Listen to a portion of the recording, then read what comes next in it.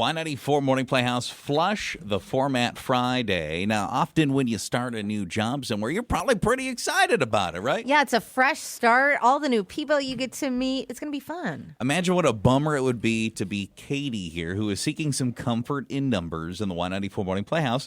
She says, I need to know if I'm being ridiculous or if anybody else has ever experienced this. Please put this in your comfort in numbers segment. I started a new job on Monday, and by lunchtime, day one, I already had this place pegged as a place that is not for me. I had this overwhelming feeling that made me feel that the vibe was off and that I made a major mistake. There's just something about the way that people complain and act, the mood of this place, that makes me miserable. Too many people have warned me about other people, how to survive the place over the past week. I'm not exactly inspired or feeling any confidence that this is the right place for me. I've waited 4 days now for everything to improve, but I know going to work here on Friday morning that I'm not probably coming back on Monday. I feel like a baby. My mom is telling me to hold out, but I just know this place isn't for me. Can you guys find anyone else that ever knew day one that the job isn't for them? That's sad.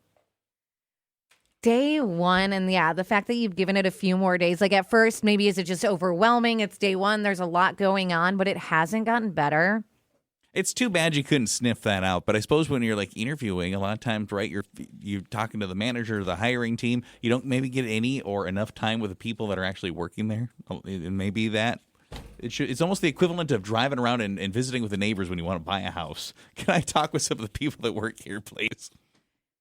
Do you think you put it out a little bit longer? Like give it a month? I don't know. Or you think you just trust that gut feeling? Maybe you just know that I don't know if you have like other options, right? You probably want to have a job. Probably. I don't know if I just go rolling out. Maybe you just kind of go there knowing it's a temporary thing and look for the next one. Keep that like mentally, like just try to get through the month. Let's see how things go. And yeah, you can keep applying for other places. I don't know if I can necessarily relate to knowing day one that a place wasn't for me, but I'm pretty loyal. I've worked at the same place for like 2 decades, so, you know. I was going to say I've been here for 11 years. I did have a job when I was in college, and I dreaded going to it. I would feel sick in the parking lot. I did not like it. And I mean, day one, it felt kind of not good, but I think it was just that was like first day nerves. It just never got better. It was never my gut telling me, but I was working in retail, and I can't do that. I worked at a Nordstrom Rack. That wasn't for you, huh? No, I mean, I loved the clothing, and I had a great discount. So I would buy stuff for me, my sister, my mom. Great. But I was the one who would take, if I would either work dressing room, which was a disaster, or I would be the one who would take the clothes from the dressing room and have to put them back. And trying to figure out where everything went, oh my God. A Nordstrom Rack is a little bit cleaner than like a TJ Maxx, where it's just you don't know how everything is sorted out. I think is this one maybe in the Mall of America? I've been in one of these things before. I can only sort of visualize it. It's probably not my store. I mean, they have men's clothes. Yeah. It's just the stuff from Nordstrom's that didn't sell, and now it's cheaper. Why don't they just call it Nordstrom Outlet? That's basically, I mean, that's what it is. I feel like that's what it is. But it's Nordstrom Rack. Nordstrom, we're about to throw this stuff in the trash. Do you want it? Nordstrom last season. It made me realize retail is not a job for me. And I worked as long as I could. And then finally, once I was done with school, I quit. And I didn't put my 2 weeks in. I probably should have. I quit. I said, I'm done. And look at you now. Oh, so happy to not be working there. You know, Katie, the only word of warning I would give you is if you thought it was going to be really good, like think about what it is they inspired you to like the place in the first place, and would it be worth maybe visiting with the person that hired you and be like, I've kind of noticed a lot of these people don't seem very happy here. You might find out that you're part of the new regime and they're trying to flush some of these turds down the toilet. So you cannot say that to the person who hired you. Hey, I notice everyone here is like Eeyore. I mean, you're about to not show up on Monday. Like, what do you have to lose? Is there anyone that can give her some comfort in numbers? You hated a job day one. I was just out of college, and my friend got me this great job working in this marketing company that was like a really big one. It's hard to get. And the first day I had to do this presentation, which is terrible and terrifying to do on the first day. and I was doing it was this 5-minute long pitch. I mean, I was already so nervous, and everyone kept staring at me, and like someone was laughing at me, but like trying to keep it not too obvious, and it made me more and more like uncomfortable and terrified. And then afterwards, I realized that I had misspelled the advertising company's name and written down the wrong phone number, and it was almost on every slide. It just made me look like an idiot. And I wasn't fired, but I had like a severe talking to on my first day, and I went home and just cried.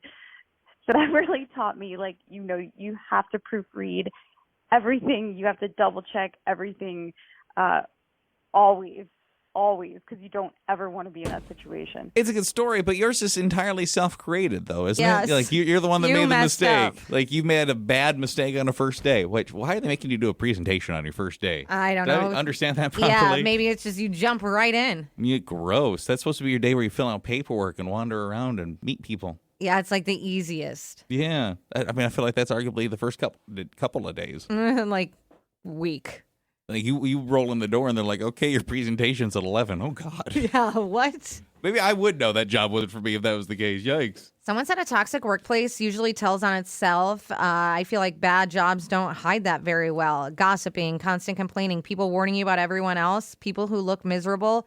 Could your first impression be wrong? Sure, but if your gut is screaming that after day one, you probably are seeing actual red flags. I would start looking for something, but still show up on Monday. That way you have income until you could find something else and leave on good terms. Can you give her that comfort in numbers, that knowing of like, oh, yeah, you know what? I've been there too. Yeah, you are getting lots of comfort. Someone said, I started a new job and my supervisor spent the entire morning venting about how incompetent everyone was. Then a coworker pulled me aside and told me not to trust another coworker.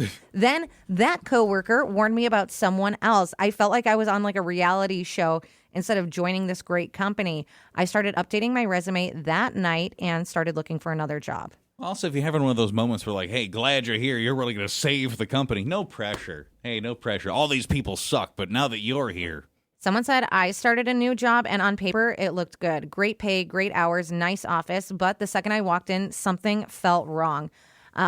Most people had their doors shut. Nobody seemed genuinely happy to be there. And my mom told me, give it time. I did. 3 months later, I left, and I wish I would have listened to myself sooner. Are you also somebody that had such a poor first day? You're like, yeah, this might not be for me. Well, my first day at a job a while back was I worked at a funeral home, and one of the first things they wanted me to do, they put me in the lead car, and this is way before GPS, but long story short, I got lost. And this is when you're like driving someone? Yeah, I had the body in the car. I had, 60 or 70 cars behind me, and I'm driving around basically lost. I couldn't find the cemetery, and so I got all these cars behind me. I'm trying to call people. I couldn't get directions, and so needless to say, we were a little bit late. Well, it makes you feel better. Like the star of the show wasn't going anywhere, right? But it's super funny. Thank you for telling us about it. Thanks. Can you imagine if you're just like driving behind this guy and you're like, listen, are we driving in circles right now? We're just trying to get to Grandpa's thing. Listen to this. Someone said when I was 18, I started working at a pizza place and quit after 3 days. I worked in the ice cream parlor area, and they were the ones who sang happy birthday to people. I don't sing. And I quit the day that they said I would have to sing happy birthday. Of all songs, though, we can all sing that one. Sometimes I get a little frustrated and I say, like, I'm going to quit. I'm going to quit. But sometimes it's gotten better. Yeah. But if someone said that, you're like, okay, now you have to sing happy birthday to these people. And you're like, I'm going to quit. Okay, come on. Haha. They're turning 8. No, like literally, I'm singing. Done. Yeah. I would struggle if it's just singing them happy birthday. Okay, we all know the song, but a lot of those restaurants have like their own special little birthday their song, beat to it, yeah. where it'd be like, I gotta learn, and can we at least sing the one I know? Do you actually have to say? I mean, it's just happy birthday. We all know the song. But not all of them are that way, though. That is true. You know, so and so wishes you happy birthday. Like they all have their different versions of it. So I will tell you this, Katie, you got plenty of comfort in numbers. Other Not people have been alone. there too. I do wonder if you should hang in there a bit until you find something else, just for like financial sake. Backup but, job, yeah. Yeah.